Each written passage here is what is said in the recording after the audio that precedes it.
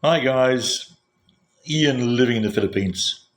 So I just want to play you something that shows you how the English language has evolved over the last 30 or 40 years. So what I want to do is play you a video. So you're just looking at me, so you'll just be able to hear it, but listen very carefully to what this guy says. It's very funny. So here we go. I don't like words that hide the truth. I don't like words that conceal reality. I don't like euphemisms or euphemistic language. And American English is loaded with euphemisms because Americans have a lot of trouble dealing with reality. Americans have trouble facing the truth. So they invent a kind of a soft language to protect themselves from it. And it gets worse with every generation. For some reason, it just keeps getting worse. I'll give you an example of that. There's a condition in combat. Most people know about it.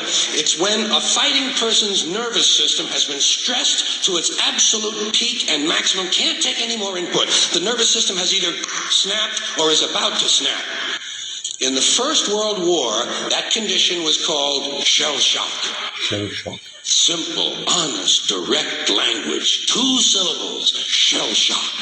Almost sounds like the guns themselves. That was 70 years ago. Then a whole generation went by, and the Second World War came along, and the very same combat condition was called battle fatigue. 4 syllables now. Takes a little longer to say. Doesn't seem to hurt as much. Fatigue is a nicer word than shock. Shell shock. Battle fatigue. Then we had the war in Korea in 1950. Madison Avenue was riding high by that time, and the very same combat condition was called operational exhaustion. Hey, we're up to 8 syllables now. And the humanity has been squeezed completely out of the phrase. It's totally sterile now. Operational exhaustion. Sounds like something that might happen to your car. Then, of course, came the war in Vietnam, which has only been over for about 16 or 17 years. And thanks to the lies and deceit surrounding that war, I guess it's no surprise that the very same condition was called post-traumatic stress disorder. Wow. Still 8 syllables, but we've added a hyphen. And the pain is completely buried under jargon. Post-traumatic stress disorder. I'll bet you if we'd have still been calling it shell shock, some of those Vietnam veterans might have gotten the attention they needed at the time. Yeah. Change words so it doesn't sound so bad.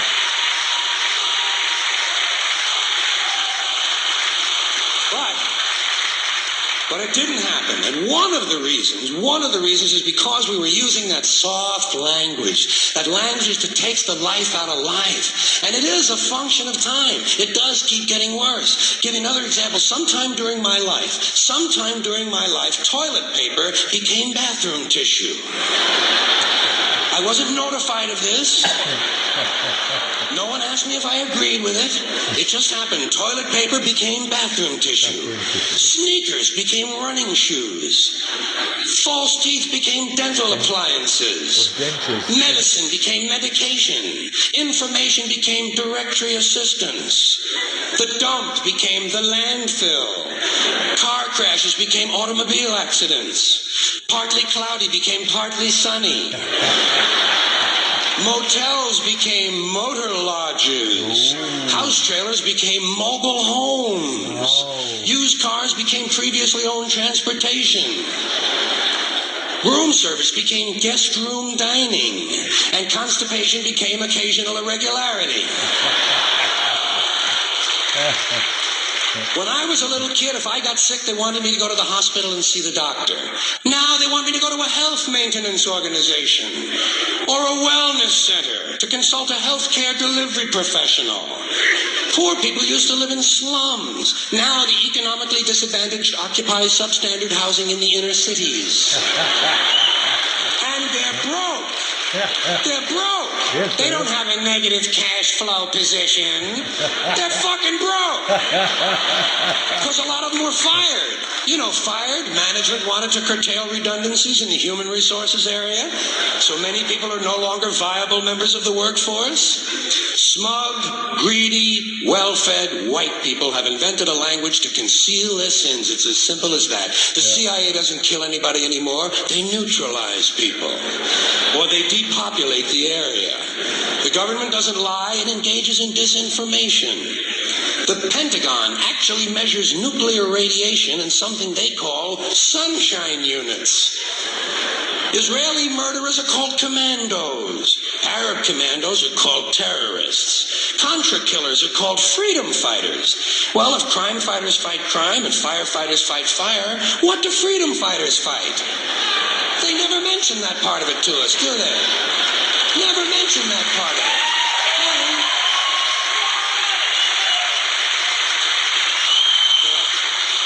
And some of this stuff is just silly. We all know that. Like on the airlines, they say they want a pre-board. Well, what the hell is pre-board? What does that mean? To get on before you get on? They say they're going to pre-board those passengers in need of special assistance. Cripples! Simple, honest, direct language. There's no shame attached to the word cripple that I can find in any dictionary. No shame attached to it. In fact, it's a word used in Bible translations. Jesus healed the cripples. Doesn't take 7 words to describe that condition. But we don't have any cripples in this country anymore. We have the physically challenged. Is that a grotesque enough evasion for you? How about differently abled? I've heard them called that, differently abled. You can't even call these people handicapped anymore. They'll say, we're not handicapped, we're handy-capable. These poor people have been bullshitted by the system into believing that if you change the name of the condition, somehow you'll change the condition. Well, hey, cousin, doesn't happen. Doesn't happen. We have no more deaf people in this country, hearing impaired. No one's blind anymore, partially sighted or visually impaired. We have no more stupid people. Everybody has a learning disorder. Or he's minimally exceptional. How would you like to be told that about your child? He's minimally exceptional. Oh, thank God for that. Psychologists actually have started calling ugly people those with severe appearance deficits. It's getting so bad that any day now I expect to hear a rape victim referred to as an unwilling sperm recipient. Oh.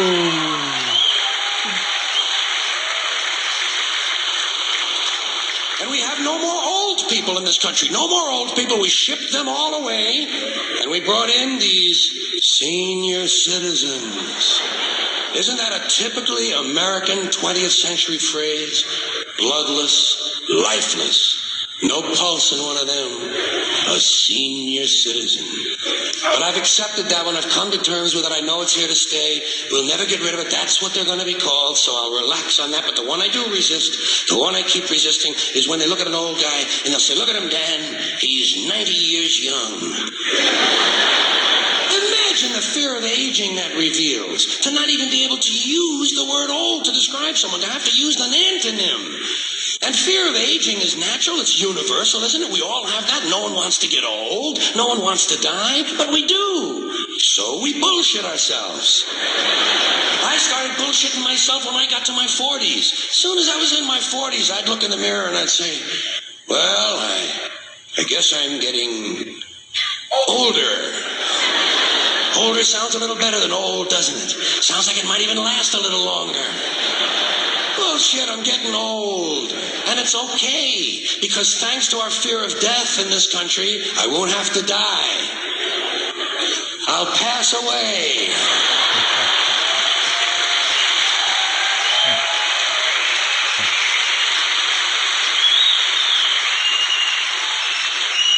Or I'll expire like a magazine subscription.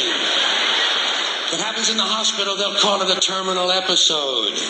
The insurance company will refer to it as negative patient care outcome. And if it's the result of malpractice, they'll say it was a therapeutic misadventure. I'm telling you, some of this language makes me want to vomit. Well, maybe not vomit. Makes me want to engage in an involuntary personal protein spill. Thank you all.